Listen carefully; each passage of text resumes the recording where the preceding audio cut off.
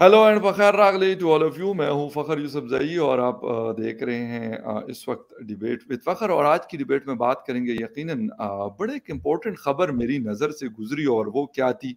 वो ये थी कि अभी इंडिया ने जो डिप्लोमेट्स हैं कनाडा के, वैसे तो हमें लग रहा था कि शायद मामला अब थोड़ा-सा नॉर्मलाइज़ेशन की तरफ जा रहा है और कुछ ख़बरें हमने ये भी सुनी कि कनाडा कह रहा है कि हम प्राइवेटली बात करना चाहते हैं। अब मुझे नहीं पता कि कंट्री टू कंट्री प्राइवेटली कैसे बात होती है।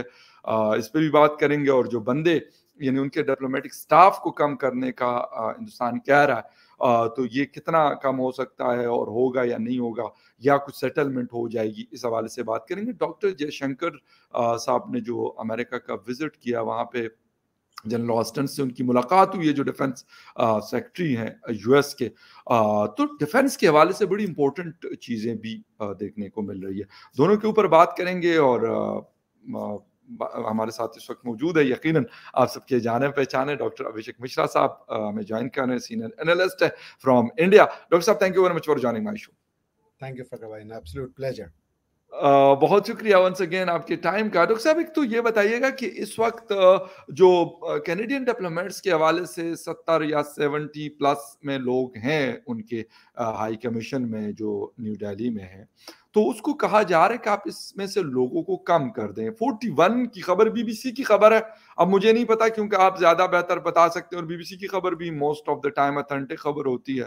तो कितना स्टाफ है और इसका मतलब क्या, मतलब हम ले कि इंडिया आप कह रहे कि नहीं जरा सब्र करो भी और हमने आपको दीवार से लगाना है, आपका सर हमने मट्टी में और देना है। हाँ, मतलब ये तो टू बी ऑनेस्ट खबर पढ़ के मैं भी चौंका था जब मैं अपना खाना खा रहा था लंच में, तो मैं भी हैरान हो गया कि India has asked Canada to downsize its diplomat from 70 या 72 हैं और उसको घटा के 31 पे लाने को कहा गया है। जी। और ट्रूडो साहब का स्टेटमेंट आया कि we don't want to escalate, हम इसको नहीं बढ़ाना चाहते। हम तो इसका मतलब है कि ये जो आर्म ट्विस्टिंग हुई हुई है वो थोड़ा सा फल तो दे रहा है, because now prime minister Trudeau is feeling little heat कि ये जो उन्होंने शुरू किया था ये इतनी आसानी से डाउज आउट होगा नहीं, तो वो यस। उसको फील कर रहे हैं। मगर मैं ये भी कहना चाहूंगा, क्योंकि शाम तक आते आते ट्रूडो साहब का ये स्टेटमेंट आ गया कि भाई हम इसको एस्केलेट करना नहीं चाहते, अब जो मैटर था उसको वहीं खत्म कीजिए, अब आगे बढ़िए। मगर ये एक अच्छा इशू इसलिए भी है मुझे, अगर जो इंडियन स्ट्रेटेजिक थिंकिंग लग रही है कि वंस एंड फॉर ऑल ये जो freedom of speech and expression के नाम पे खालिस्तानी जो टेररिस्ट हैं इनको आप सपोर्ट कर रहे हो, इसको आपको बंद करना पड़ेगा या ये डुप्लिसिटी कम करनी पड़ेगी, आपको इनके अगेंस्ट में लीगल एक्शन लेना पड़ेगा। तो ये एक टाइम है कि इसको ना एक instead of scoot and shoot करके कि चलो अभी मामला दब गया, बात की बाद में देखेंगे, वो नहीं बर्दाश्त करेंगे। इसको आप फाइनल सोल्यूशन की तरफ ले जाइए कि ये खालिस्तानी जो हैं वहां पे, और ये चंद हैं, मुश्किल से हैंडफुल लोग हैं, इनके चक्कर में जो हमारे बेचारे सिख भाई बहन है वो भी डरे डरे रहते हैं, क्योंकि आप उनके ऊपर सारा गुस्सा फूटता है बिल्कुल लोगों को। सही कह रहे हैं, बिल्कुल सही कह रहे हैं। तो ये एक नॉनसेंस है जो इनको बंद करना पड़ेगा। ये लोगों को डराते हैं, ये लोगों को धमकाते हैं। अभी स्कॉटलैंड में हमारे एक जो दोराई स्वामी साहब, हमारे जो वो थे डिप्लोमेट, उसको उन्होंने गुरुद्वारे में जाने से रोक दिया। अब बिल्कुल exactly.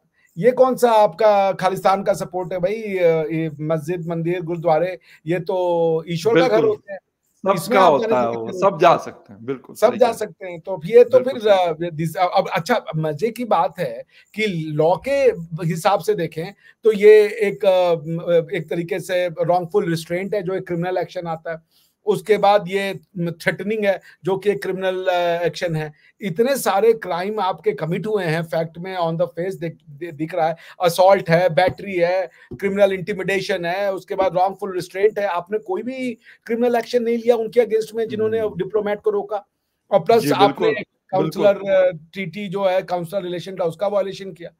So I think India wants to keep the pot boiling. अभी उसको करना नहीं चाहता, बिकॉज दे आर थिंकिंग कि भैया ये तो अब खत्म करो, खालिस्तान का निपटारा करो तुम, ये नॉनसेंस नहीं चलेगा ज्यादा दिन। अच्छा, अब आपको मतलब लगता है कि ये जस्टिन ट्रूडो जो गलती कर बैठा है, तो शायद हिंदुस्तान को लगता है कि ये मतलब this is a very good point, very good opportunity for us कि हम इसको अब कहें कि भाई अब ये खत्म नहीं करना। अब इसको आगे तक लेके जाना है, और मैंने जिस तरीके से दीवार से लगाने का मतलब ये नहीं है कि वो जाके कोई जयशंकर साहब या नरेंद्र मोदी साहब या कोई और हिंदुस्तान का जो ऑफिशियल है वो जाके जस्टिन ट्रूडो का गिरबान पकड़ लेगा, ऐसा नहीं, बट इस तरह की चीजें करके। अच्छा, इसके जवाब में आपको लगता है कि जो इंडियन डिप्लोमेट्स, यकीनन वो एक बड़ा हाई कमीशन, हर जगह भी बहुत बड़ा स्टाफ होता है, इंडिया का बड़ा मुल्क है और हर जगह पे इंडियन स्पाई भी जाते हैं, होते हैं हर कंट्री में, तो वहां से भी इस तरह का कोई जवाब आ सकता है, या जस्टिन ट्रूडो कहते हैं यार मैंने कुछ नहीं करना, इस चीज को बस किसी तरीके से खत्म करो? देखिए, जब आर्टिकल 370 हटाया जा रहा था ना, तो जी इस जी। पे बड़ा ये डिस्कशन हुआ कि क्या ये टाइम सही है? क्योंकि अगर इंटरनेशनल हाँ, कम्युनिटी उस समय पैर मतलब इंडिया के अगेंस्ट में चली जाती, तो इंडिया के लिए इस बिल्कुल, एक्शन को जस्टिफाई कराना बड़ा मुश्किल हो जाता। बड़ा मुश्किल है, सही कह रहे तो हैं। खुफिया रिपोर्ट ये आई कि 10-15 दिन का एक पीरियड है, इसमें दुनिया ये जगह पे बिजी है, अभी ये हथौड़ा गर्म है, मार दो। क्योंकि अगर ये ओ, 10-15 दिन लैप्स कर गए तो फिर शायद सिचुएशन वो नहीं होगी। कुछ उस समय और इंटरनेशनल मैटर चल रहे थे जिसमें दुनिया बिजी थी, अपने दिमाग से भी वो उतर रहा है। 2019 में वो तो कंटेम्पररी देख के मिल जाएगा। बिल्कुल। उसी तरीके से अब ये एनालिसिस की गई है कि वेस्ट की गर्दन फंसी हुई है यूक्रेन में, वेस्ट की हाँ, गर्दन फंसी यस हुई है राइजिंग चाइना में, वेस्ट यस की गर्दन फंसी हुई है उनके लोकल इकोनॉमिक स्लो डाउन में और इन्फ्लेशन में। यस, यानी कि बिल्कुल। जर्मनी में तो यहाँ तक कि डिप्रेशन भी आ चुका है, इकोनॉमिक डिप्रेशन या नेगेटिव ग्रोथ हुई थी उनकी जी जी। पिछले क्वार्टर में। तो वेस्ट इस समय अपने सबसे कमजोर फुटिंग पे है, और ऐसी जिसे कहते हैं हमारे यहाँ नक्षत्र बार बार नहीं बनते कि आप आपको यूक्रेन हम्म, में भी आपका गला दबाया हुआ है नेटो का, बिल्कुल, आपका चाइनीज राइज आपके लिए एक बहुत बड़ा मसला बना हुआ है, एग्जैक्टली, होम फ्रंट पे आप इकोनॉमिक डिप्रेशन को फेल कर रहे वो फील फेस कर कर रहे रहे हो। हैं। ये तो अगर ये मामला यहां सुलझाया जाए इंस्टेड ऑफ वेस्ट के हिसाब से प्ले, क्योंकि गेम तो ट्रूडो साहब ने शुरू किया था, इंडिया अब ये कह रहा है कि ये है गर्दन अभी हाथ में आई, दोबारा आएगी नहीं आएगी इसकी कोई गारंटी नहीं है, क्योंकि भाई ये तो गेम है, कभी इंडिया की गर्दन उनके हाथ में आएगी, कभी उनकी गर्दन हमारे हाथ में आएगी। जब आप बिल्कुल, दो मल्ल लड़ते हैं ना, तो कौन किसकी कब आ जाए हाँ, कोई पता नहीं होता। बिल्कुल, it's a game of skills ना। या तो अब मुझे लगता है ये जो इनका डिप्लोमेटिक, चूंकि मोदी जी थोड़ा असर्टिव हैं, तो उनका ये है ना कि नहीं, अब हम इसको एस्केलेट करेंगे, या तो तुम इन खालिस्तानियों के ऊपर एक्शन लो। गर्दन छोड़ेंगे नहीं इस वक्त। Exactly exactly. ये मतलब खालिस्तान वाला मैटर सॉल्व करो, ये बार बार मतलब का वही कह रहा हूं, एग्जैक्टली वही है एक मैटर, बाकी तो कोई तो ना बॉर्डर शेयर कर रहा है इंडिया कनाडा, या कोई और डिस्प्यूट भी नहीं है, अगर देखा जाए तो कोई इसके अलावा डिस्प्यूट भी नहीं है। तो क्या लगता है आपको इस वक्त डॉक्टर जयशंकर साहब और मोदी जी, क्योंकि एक प्राइम मिनिस्टर एक फॉरेन अफेयर्स को देखते हैं, क्या एक्शन आपको इसके अलावा नजर आते हैं कि वो कहां कहां दबा सकते हैं? क्योंकि यूएस में भी सुनने में आ रहा है कि एंथनी ब्लिंकन से जब बात हुई थी तो इस हवाले से जयशंकर साहब ने बात की। अब यकीनन जनरल ऑस्टिन से तो लाजमी सी बात है, डिफेंस के हैं तो डिफेंस की बात हुई उनसे, लेकिन फिर भी मुख्तलिफ जो डिप्लोमेट्स हैं वहाँ के, या जो मुख्तलिफ लोग हैं अमेरिका के, तो ये इश्यूज डिस्कस तो हुए होंगे यकीनन, ऐसा तो नहीं होता कि इसको मिस कर दिया। बिल्कुल बिल्कुल। डिफेंस में खासकर टेक्नोलॉजी शेयरिंग पे मैं पढ़ रहा था, उसमें देखिए एक बात फखर साहब, कि जो वेस्ट है वो ड्विंडल कर रहा है, लेकिन राइट, वेस्ट कमजोर हो सकता है, वेस्ट खत्म नहीं हो सकता। वेस्ट विल बिल्कुल रिमेन ठीक कह रहे हैं, बेशक आप बेशक। फॉर कमिंग 150-200 साल तक अमेरिका एक हेजेमोनिक पावर नहीं रहेगा, तो लेकिन पावर तो रहेगा टू रेकन विद। जबरदस्त, अमेरिका ठीक, कोई कोई गायब हो जाने वाली शक्ति नहीं है, ना ही राइट, वेस्ट। ठीक है ना।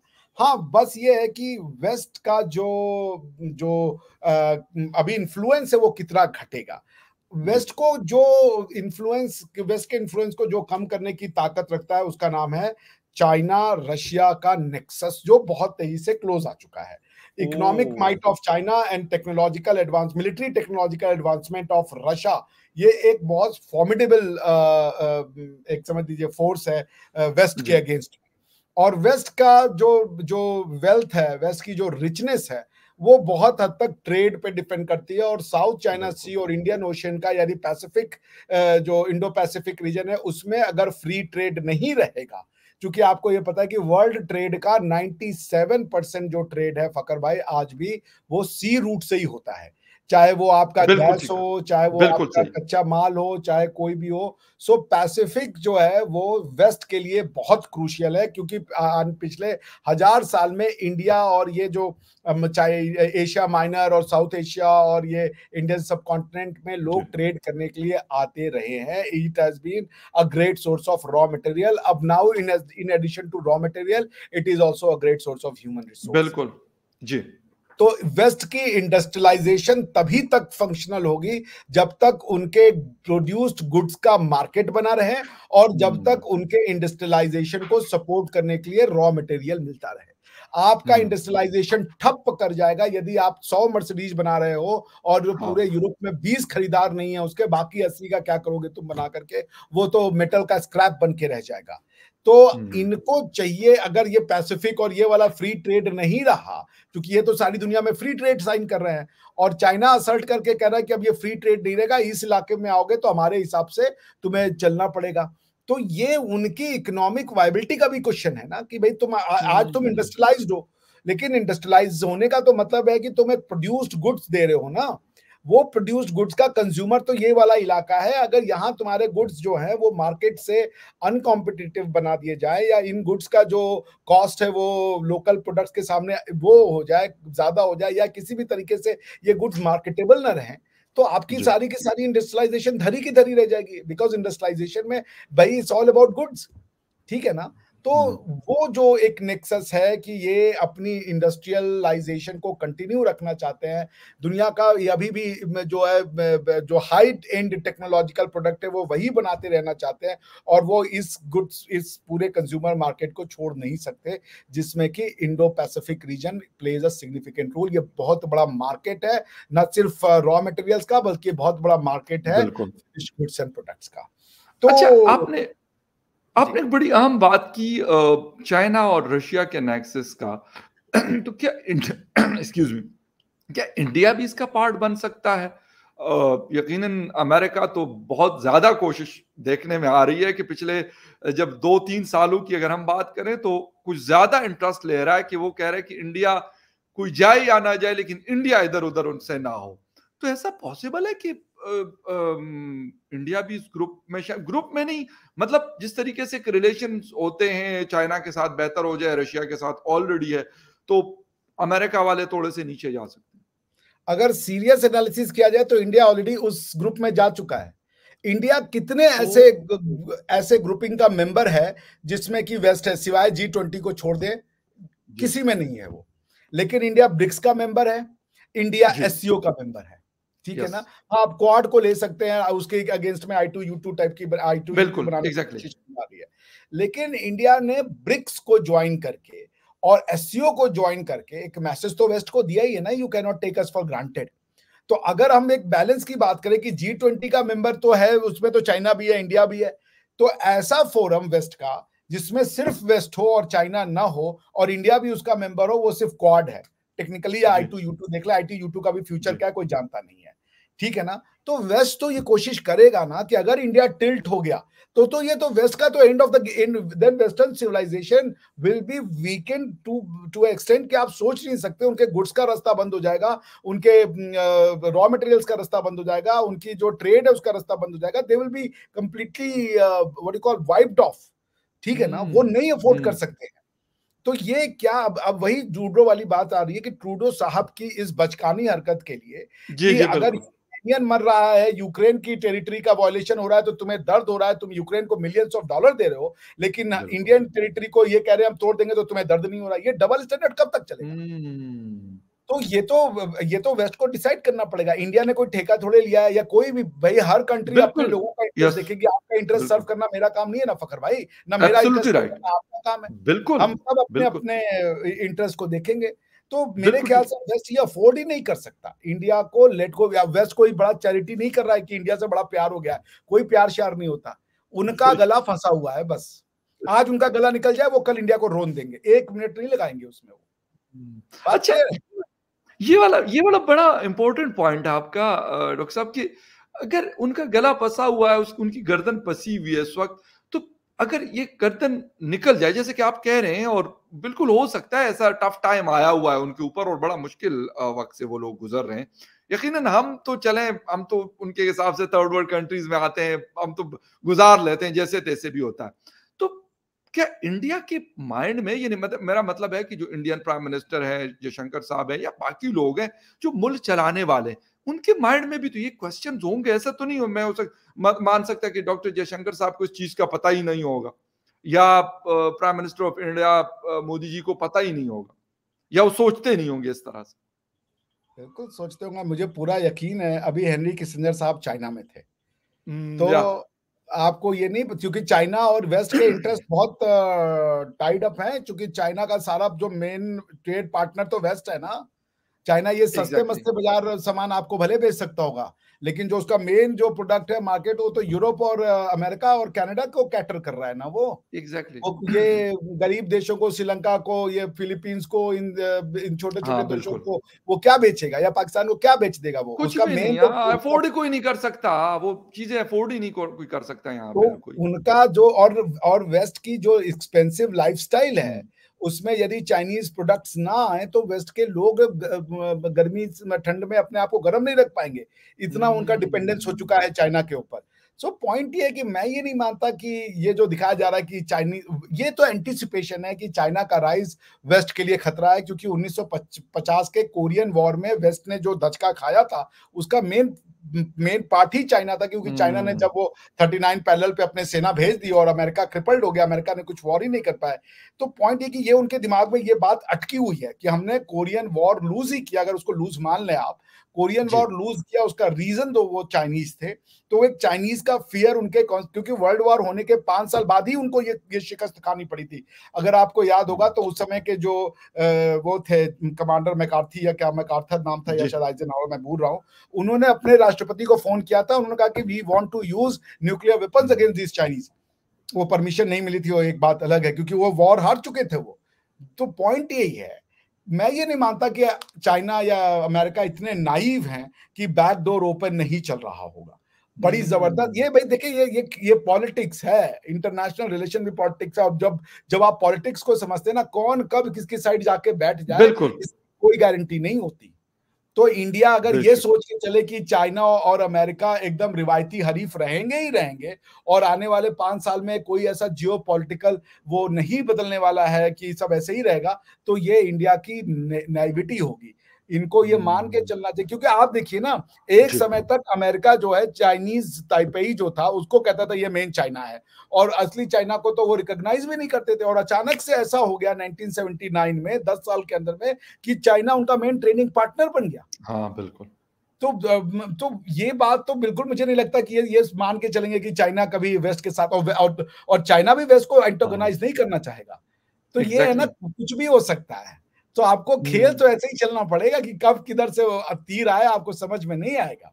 इट्स अ वेरी टफ बेशक, game. No doubt no doubt. और ये इंटरनेशनल पॉलिटिक्स तो है ही इस तरह की कि मतलब हर कोई अपने अपने कार्ड जो है वो खेल रहा होता है, प्ले कर रहा होता है। अच्छा डॉक्टर साहब, जयशंकर साहब ने बात की जब डिफेंस के हवाले से, डिफेंस डील्स की बात हुई, डिफेंस कॉर्पोरेशन की बात हुई, टेक्नोलॉजी ट्रांसफर की बात हो रही है, क्या चीजें कोई नई है? क्योंकि G20 में हम सुन रहे थे, जिससे पहले मोदी जी ने विजिट किया था यूएस का, तो कह रहे थे कि दुनिया के बड़े बेहतरीन किस्म के ड्रोन्स, गालिबन 30 ड्रोन्स जो है वो इंडिया परचेज कर रहे, $3 बिलियन से ज्यादा का वो प्रोजेक्ट है। और फिर उसका टेक्नोलॉजी ट्रांसफर भी, और कुछ चीजें नई भी अभी हुई है, कुछ नई डेवलपमेंट्स भी आ रही हैं इस नहीं विजिट के देखिए, बाद। ये जो उनका दौरा हुआ है जयशंकर साहब का, ये जी दौरा हुआ है जून में, जो प्रधानमंत्री गए थे और जो डील साइन हुए थे उनको फॉलो अप जी करने के लिए, उनका स्टॉक की भाई क्या राइट प्रोग्रेस हुआ। क्योंकि जब प्रधानमंत्री और बड़े जो हेड ऑफ द स्टेट मिलकर सिग्नेचर कर लेते हैं, फिर उसको जमीन को उतारने के लिए आपको दौड़ भाग करनी पड़ेगी ना। तो ये उसी बिल्कुल का एक वो स्टॉकअप सिचुएशन है। ये उन्होंने अपने स्टेटमेंट में भी कहा कि जून में जो प्रधानमंत्री जी ने और राष्ट्रपति बाइडेन ने जो सिग्नेचर किए थे, जो डील्स की अंडरस्टैंडिंग हुई थी, now it has time to come to transform it into action, translate it into action. तो वही चल रहा है, उसी में वो गए। तो वो सारे जो आपने G20 में डील सुनी, या जो जून में जो डील सुनी थी, ये उसी को अब अमली जामा पहनाने की कोशिश करिए। कुछ नया नहीं हो रहा है इसमें। So it is okay just a fall, जिसे कह लीजिए फीडबैक, या जिसको कह लीजिए, कहते हैं ना क्या भाई, लेते रहो स्टॉक ऑफ द सिचुएशन की क्या चल रहा है, फॉलो जी up.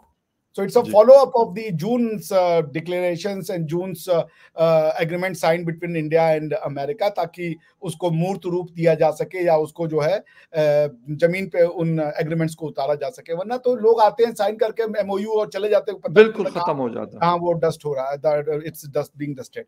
So that's what it is.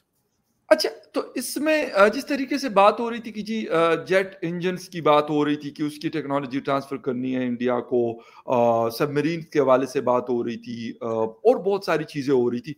तो वो डेवलपमेंट अभी मतलब होने वाली, हम मतलब we can expect that in next 2 और 3 इयर्स की या 5 इयर्स में ये सारी चीज़ें जो हैं फिर होगा कि ये इंडिया में बन रही है, और अगर पाकिस्तान भी F-16 के लिए पार्ट्स ले रहा है तो that will come from India. हाँ, बिल्कुल, देखिए ऐसा है कि आपको ये बात तो जो हमारे जो दोनों देशों के बीच में ये जो मेन चीज़ हो रही है, वो तो यही है ना जी। कि सॉरी एक बार क्वेश्चन रिपीट कर दीजिए, मैं फ़ोन ये में बता रहा हूँ कि जिस तरीके से स्पेशली F-16 बनाने वाली जो कंपनी है मार्टन, उन्होंने कहा था कि हम अपना प्लांट इंस्टॉल कराना चाह रहे हैं इंडिया में, और इसके साथ-साथ बाकी बहुत सारे सबमरीन्स की बात हो रही थी, ये ड्रोन्स की बात हो रही थी। तो मैंने कहा कि मतलब next 3 to 5 years can we expect that कि हाँ, ये जो पार्ट्स अभी कुछ पार्ट्स F-16 के आते हैं टर्की से, तो वो फिर इंडिया के होंगे, और मतलब जो कंट्रीज F-16 इस्तेमाल कर रहे हैं, या फिर अगर वो ड्रोन वैसे वो किसी को और दिए नहीं है, शायद इजराइल के पास है, अमेरिका के पास, और मेरा ख्याल इंडिया वो कंट्री होगा एशिया का पहला के जिनको ये मिलने वाले हैं। तो हम ये एक्सपेक्ट कर सकते हैं कि 3 टू 5 इयर्स में ये टेक्नोलॉजी और ये चीजें जो है ये फिर इंडिया से दुनिया को जाया करेगी। देखिए टेक्नोलॉजी ट्रांसफर के 2 तरीके होंगे। एक तो ये है कि आप वो पूरी का पूरा वेपन खरीद रहे हो या वो या सिस्टम खरीद रहे हो और उसके साथ टेक्नोलॉजी आ रही है। तो या वो तो आप बन रहे हो कंज्यूमर कि भई मैं ये चाह रहा हूँ, इसके साथ सब दो मुझे, ठीक है ना? जी दूसरा टेक्नोलॉजी ट्रांसफर ये है कि आप मिल करके रिसर्च एंड डेवलपमेंट करो या वो पूरा का पूरा फैक्ट्री लेके इंडिया में आ जाए। तो जी जो अभी जो डील चल रही है ये पहले वाले ट्रांजैक्शन में कि हम कुछ गुड्स खरीद रहे हैं और उस गुड्स का हम कंप्लीट ट्रांजैक्शन चाहते हैं। क्योंकि पहले क्या होता था कि ये हमें जो है हथियार नहीं देते थे या हमें पार्ट्स नहीं देते थे, हाँ तो बिल्कुल ये एक इनडायरेक्ट रूट होता था कि ऐसा है कि हम आपको नहीं दे सकते क्योंकि पाकिस्तान नाराज हो जाएगा, तो आप इजराइल से खरीद लो। तो इजराइल के पास वो टेक्नोलॉजी है, वो इजराइल आपको बेच देगा। या जैसे पाकिस्तान को बिल्कुल वो कहना कि भाई आपको नहीं बेच सकते, इंडिया नाराज हो जाएगा, जी सऊदिया से खरीद लो, तो सऊदिया के पास वो टेक्नोलॉजी है वो आपको दे देगा। इस तरीके के जी जी ट्रांजैक्शन होते हैं दुनिया में, ठीक है ना, कि भाई हम इसको अवॉइड करें। तो राइट इंडिया जो है जो second model of transfer of technology है, यानी कि कंबाइंड एफर्ट, जॉइंट R&D, वो इंडिया के लिए टफ है। मैंने बार बार कहा क्योंकि रशिया को एंटेगोनाइज करना इतना आसान नहीं होगा। अगर आप फाइन रशिया को एंटेगोनाइज बिल्कुल करेंगे इस सही मामले में तो बिल्कुल सही Russia will play the game. तो आप हम्म, अगर ये कह रहे हो कि हम खरीद रहे हैं तब तो ठीक है, बिकॉज देखिए हमारा आज भी 70% वेपन, फखर साहब, वो तो बिल्कुल रशिया से, यस वो एग्जैक्टली हार्डवेयर रशिया से आता है। अब हमने उसको 60 कर दिया है, 40 अब अमेरिका से, वेस्ट से आ रहा है। मगर आपको रशियन फ्रेंडशिप का जो कीमत है वो कोई प्यार मोहब्बत नहीं है। वो कीमत यही है कि आप उनको जी समय समय पे ये बिजनेस देते हो, क्योंकि आज की डेट में रशियन कोई कटिंग एज टेक्नोलॉजी तो नहीं प्रोड्यूस कर रहे हैं ना। रशियंस की बिल्कुल जो जी टेक्नोलॉजी है वो तो इकलौती है बस आर्म्स एंड एम्यूनेशंस रह रखी है। या वरना वो तो कहते हैं वो क्या नाम है, लूना 2 जब उनका चांद पे गया तो फेल हो गया। अब तो हाँ इंडिया बिल्कुल उनसे ज्यादा अच्छी टेक्नोलॉजी रखता है ना। तो भाई बात एग्जैक्टली तो अब टेक्नोलॉजी की रही नहीं है। बात अब सिंपल ये है कि रशिया ये कहता है कि हमारा जो इंडस्ट्रियल और उनका जो डिफेंस का सेक्टर है उसका एक बड़ा चंक है उनके इकोनॉमी में कंट्रीब्यूशन का, और इंडिया उस चंक का एक मेजर प्लेयर है क्योंकि हम उनसे बहुत सारे ऑर्डर्स लेते हैं। तो यदि हम ये सारे ऑर्डर्स वेस्ट को शिफ्ट कर दें तो भाई जो रशिया है वो एक ऑल्टरनेटिव मार्केट तो ढूंढेगा ना। आप समझ रहे हैं ना। जयशंकर साहब ने कहा कि तुमने वेनेजुएला का तेल बंद कर दिया, तुमने ईरान का तेल बंद कर दिया, सऊदिया हाँ में खुद हाँ तेल लेने चले गए, उसकी कॉस्ट बढ़ गई, तो हम कहाँ जाएं तेल लेने। उसी बिल्कुल तरीके से अब ये बात तो रशिया भी कहेगा ना कि तुम हमसे वेपन्स नहीं ले रहे हो पर हम तो गुड्स प्रोड्यूस कर रहे हैं, हम अपनी बिल्कुल फैक्ट्री तो नहीं बंद करेंगे ना। तो हम कहाँ बेचेंगे हम्म, मिलिट्री हार्डवेयर, पाकिस्तान खरीदना चाहता है हम बेच देंगे। बिल्कुल सही है, बिल्कुल सही है। और ये बड़ी मेरा ख़्याल इम्पोर्टेंट चीज़ है कि इस वक़्त अगर इंडिया की बात करें तो एक बहुत बड़ी मार्केट है।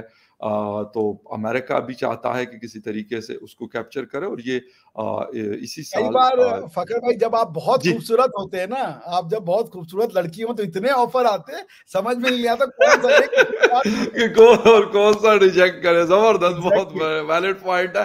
तो बिल्कुल एक बहुत बड़ी मार्केट है और हर कोई चाहता है कि उसका कारोबार चले। अगर कोई लेट्स सपोज फाइटर जेट्स बनाता है या कुछ और चीज़ें बनाता है, तो उसके लिए मार्केट भी चाहिए कि उसको सेल आउट करे। अगर वो नहीं है तो चीज़ों के साथ वो क्या करेंगे?